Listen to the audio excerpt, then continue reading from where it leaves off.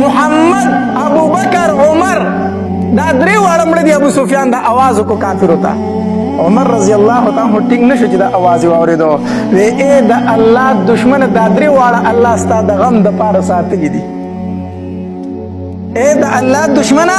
دا درې واړه الله ستاسو د غم د پاره ساتلی دي درې واړه ژوند دي درې واړه ژوند دي بیا ابو سفیان عمر رضی الله تعالی عنہ صدر توام نه وبس په سوال نه خلک ما خواله راشه لګ ما خواله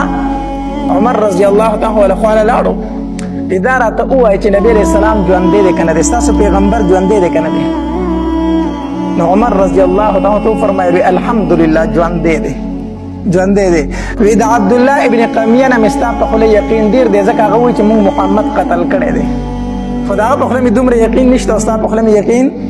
نو بس دې ژوند دې بیا او بیا ابو سفیان یو چغه والا وی اغلو حبول دا حبول د یو بوتو دغه بندګي به کوله او په جنگ کې به دغه نه مدد غوښتو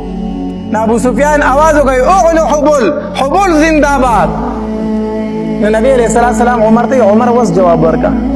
اوس جوابو نو عمر رضی الله تعالی فرمایل اذا الله پاک پیغمبر څه جواب ورکما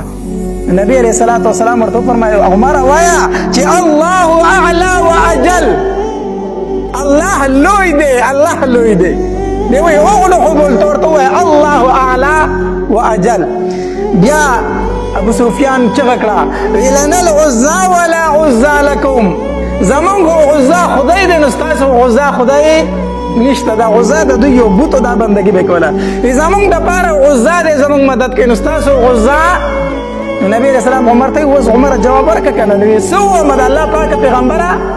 نبی رسول الله والسلام فرمایله عمر وایا چې الله مولانا ولا مولا لكم الله زمون مولا او زمون دوست او تاسو الله دوست نشتا جواب ورکا بهرحال ابو سفیان لاړ اخوا بیا جنگ شروع شو چې نبی رسول الله صحابه کرامو ته आवाज وکړو نو بیا جنگ شروع شو صحابه کرام راټول شو چې جنگ شروع شو کافر شکست مونته کافر چې کوم راغلی هغه وتښتېدل لاړ میدان خوشې پاتې شو د نبی علیه الصلاة والسلام مخ مبارک کې دا کړی داسې انختی دی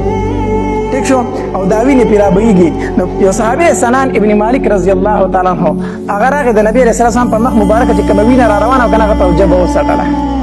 چې د نبی علیه السلام د مخ مبارک نه کومه وینه پیدا سنان ابن مالک هغه په جبه باندې سټله اوس اصل کې بيدون کې وینه چې دا خو پلیته ده کنه بيدون کې وینه پلیته ده خو جایز نه دی خدا د نبی علیه السلام وینه مبارک او د نبی علیه السلام